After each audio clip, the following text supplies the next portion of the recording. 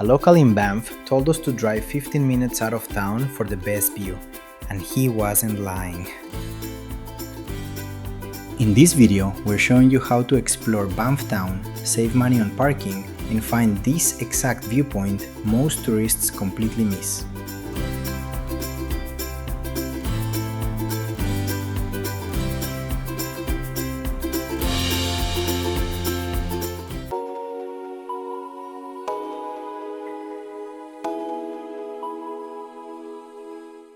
Welcome back to Two Passports, One Journey.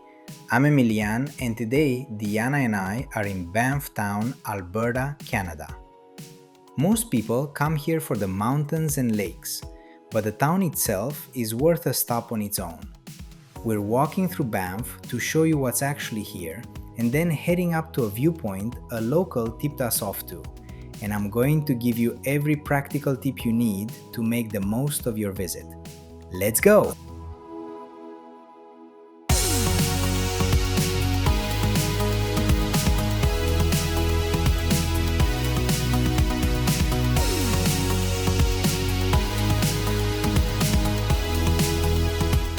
We drove from Golden and it took us about an hour and 30 minutes to get here.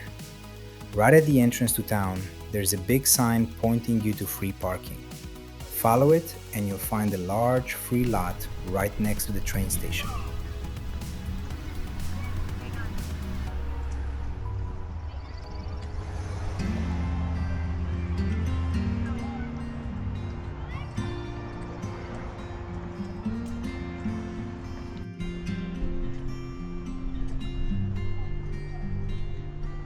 And here's a bonus tip. This parking lot isn't just free, it's actually part of Banff's Eco Transit Hub.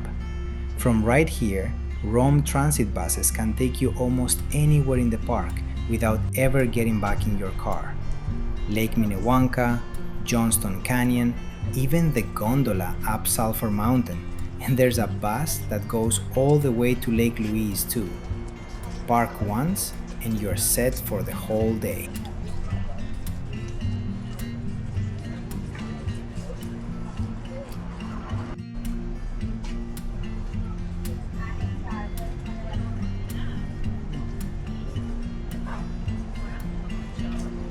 From the parking lot, it's about a 10-minute walk into the center of town. Flat, easy, no need to rush.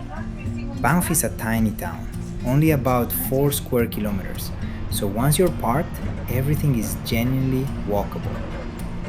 A few minutes in, and you start seeing why people fall in love with this place.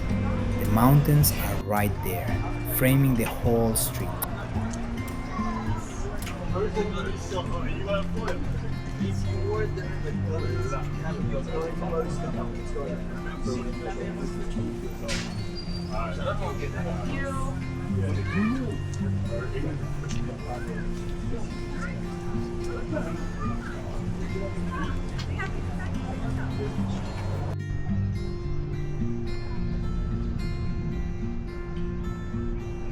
We walked along the main street, checking out the shops. Banff has a real mix of outdoor gear stores, souvenir shops, and cafes. There's even a mall here, with a full food court if you want a break to eat.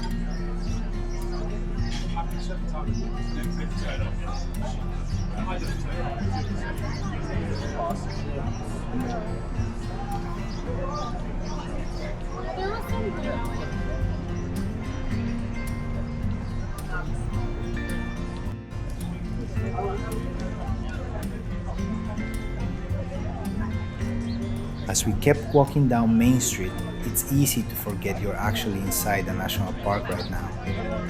Banff is actually the highest town in Canada, sitting at almost 1,400 meters, and it was the first town ever incorporated inside a national park in the country. It all started back in 1883 when railway workers stumbled onto hot springs nearby. That discovery is basically the reason this whole town exists.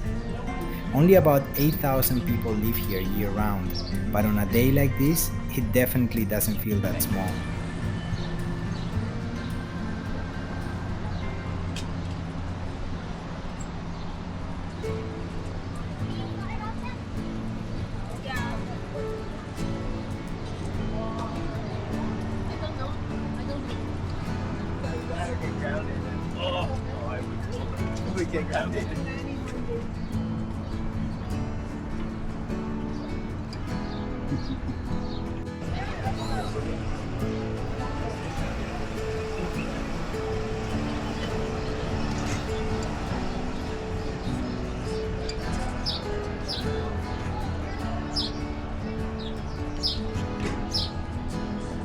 And it's not just the elevation that makes this place different. The whole area is actually a UNESCO World Heritage Site, home to over 50 species of mammals and 300 kinds of birds. Elk wander right through town here. It's honestly not unusual to see one just walking down a side street. And if you look toward the mountains, you might spot the Fairmont Banff Springs Hotel. Locals call it the Castle in the Rockies. It was built by the same railway company that founded this whole town back in 1888, burned down once, and was rebuilt into the castle you see today. Even the name Banff isn't Canadian at all. It comes from Banffshire, Scotland, the hometown of one of the railway's directors.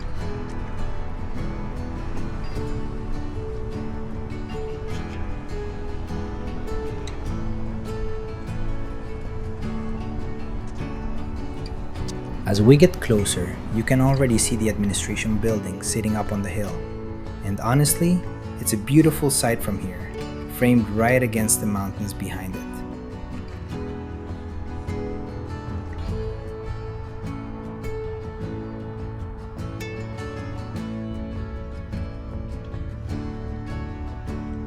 And here it is, the Banff National Park Administration Building. This beautiful old stone building sits right at the south end of Banff Avenue, and it's actually one of the oldest government buildings in town, built back in 1935 in a Tudor Revival style.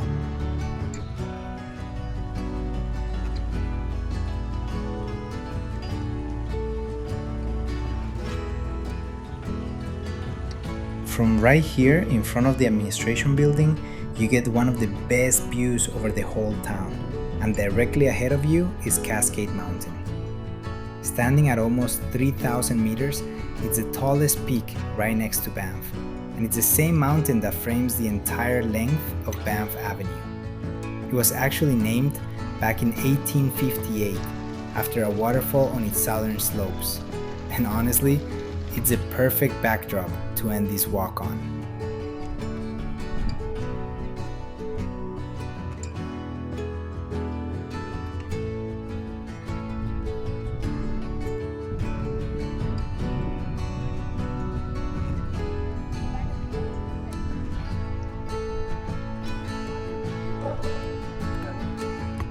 But honestly, the best part isn't the building itself, it's what's in front of it, the Cascade of Time gardens.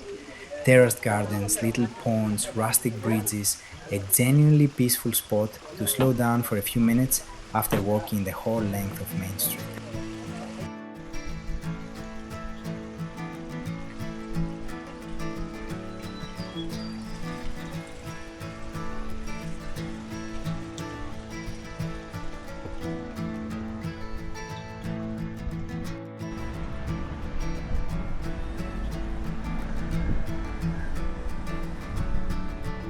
And honestly, if you're enjoying this video, please give it a like and consider subscribing because we're covering the whole Canadian Rockies this summer and there's a lot more coming.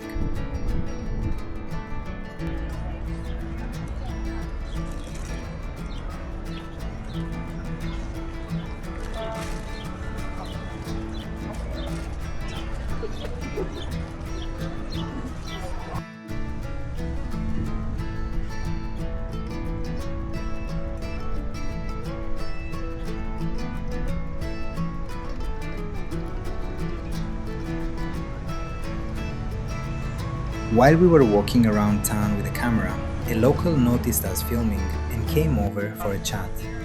We ended up talking for a good while about the town, the mountains, all the spots he loved around here. Near the end of the conversation, he told us about a place most tourists never hear about, Mount Norquay Lookout. He said the view from up there was breathtaking, so of course we had to go see it for ourselves.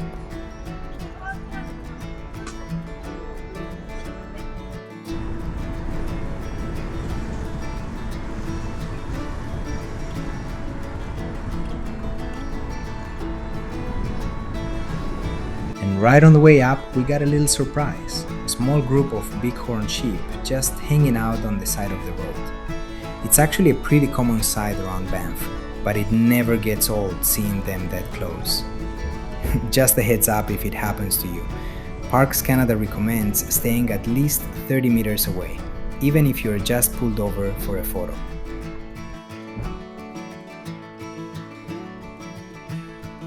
So that's Banff Town.